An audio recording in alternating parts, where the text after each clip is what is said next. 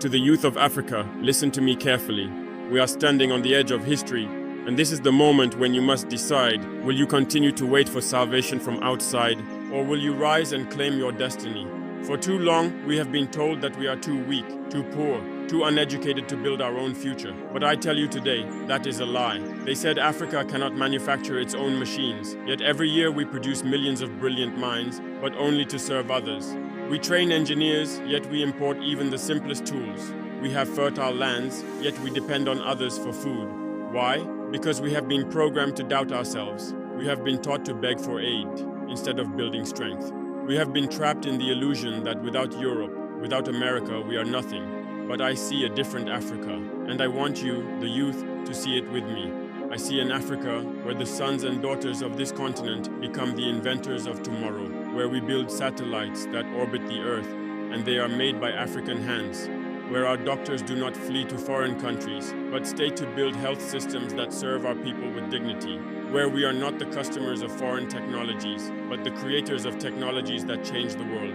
But my children, to get there, you must understand, no one will build this Africa for you.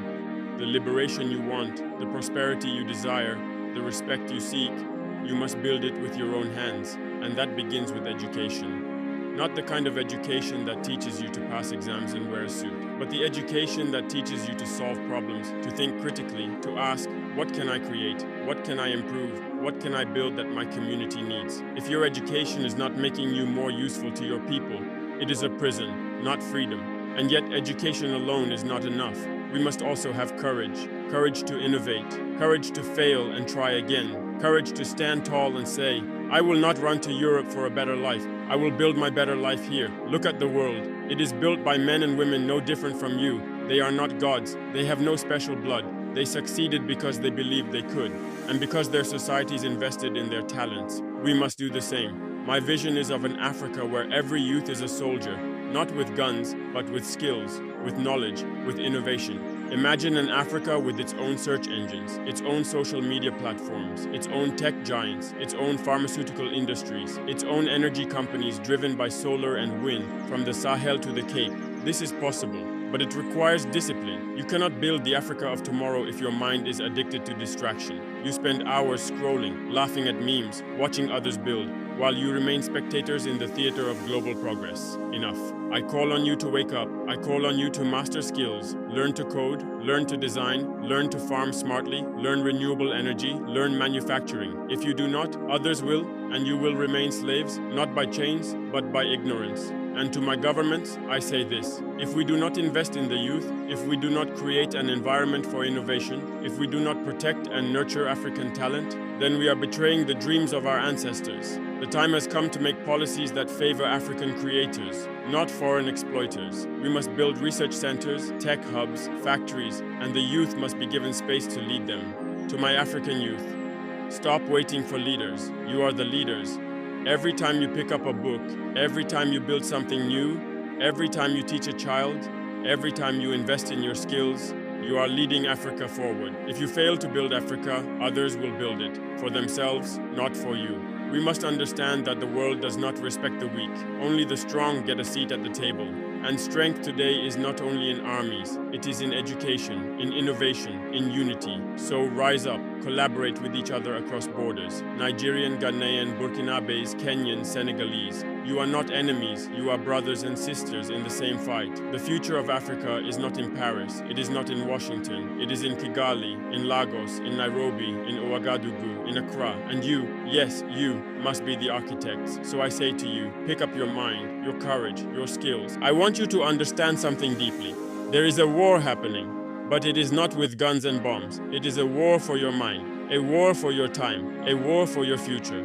They will not come to colonize you with ships anymore. Today they colonize you through distractions, through entertainment that keeps you passive, through platforms that harvest your attention but give you no wisdom, through foreign products that you depend on, while your own talents rot away. If you don't fight this war with discipline, if you don't defend your mind, then you are already conquered, and you won't even know it. You must reclaim your mind. You must protect your time. You must feed your soul with knowledge. Wake up every day asking, what am I building today?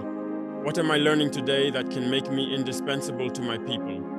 We say, We want an Africa that is respected, yet we disrespect ourselves by not investing in who we are, by abandoning our languages, our culture, our science, our philosophy. Tell me, if you don't value yourself, why would the world value you? We need a new generation of thinkers, dreamers, and doers. A generation that says, yes, I will watch the world, but I will also build for the world to watch.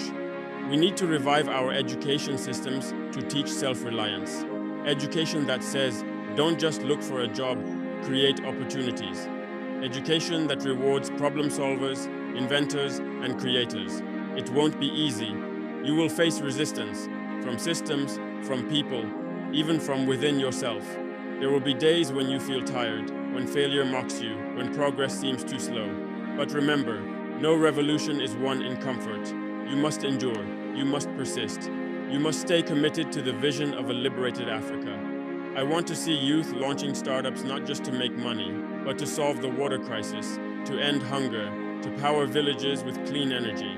I want to see the child in Bamako or Banjul building apps that the world downloads. I want to see the African youth write books, tell stories, produce films, because our stories have been told by others for too long. And to the sisters, our young African women, know this. You are not only the backbone of Africa, you are the brain and the heart. We cannot build a strong continent if half of our population is sidelined. You must rise, you must lead, you must innovate. Africa cannot rise if her daughters are silent. And let us not forget, unity is our power. We must break the colonial borders in our minds. No more, I am Burkinabe, I am Nigerian, I am Kenyan. First, you are African. Your strength lies in your unity. When we collaborate, when we trade with each other, when we exchange knowledge across borders, we become unbreakable.